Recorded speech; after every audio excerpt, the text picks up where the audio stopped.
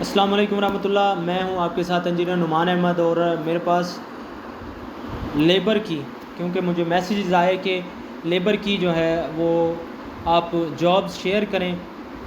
10 loading and unloading labour जो है वो चाहिए। रियाद सऊदी अरेबिया में 1200 इसकी बेसिक पे है। ओवर टाइम के साथ आपकी पे ज़ाहिर है बढ़ जाएगी। इनका जो लाइसेंस है, परमिशन नंबर है वो 2849875 है। और ये आपने रब्ता करना है। अब एक चीज़ और, अकोमोडेशन आपकी फ़्री है, आपका खाना फ्री है, टिकट आपको खुद करानी होगी, मेडिकल आपका फ़्री है, हेल्थ इंश्योरेंस फ्री है और आपकी ट्रांसपोर्टेशन भी फ्री है। ये ऑफ़र एक्सपायर हो रही है 28/12/2024 को। मिरियान इंटरनेशनल रावलपिंडी में आपने रब्ता करना है। और ये मैं आपको इनका एड्रेस भी शेयर कर रहा हूँ।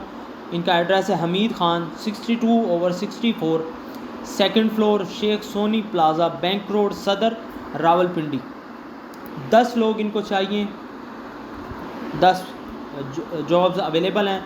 फ़ोन नंबर आप इनका लिख लें 0515521 737, 0515527 मोबाइल नंबर आप इनका नोट कर लें 0300855835 और ईमेल है miryanpak@hotmail.com।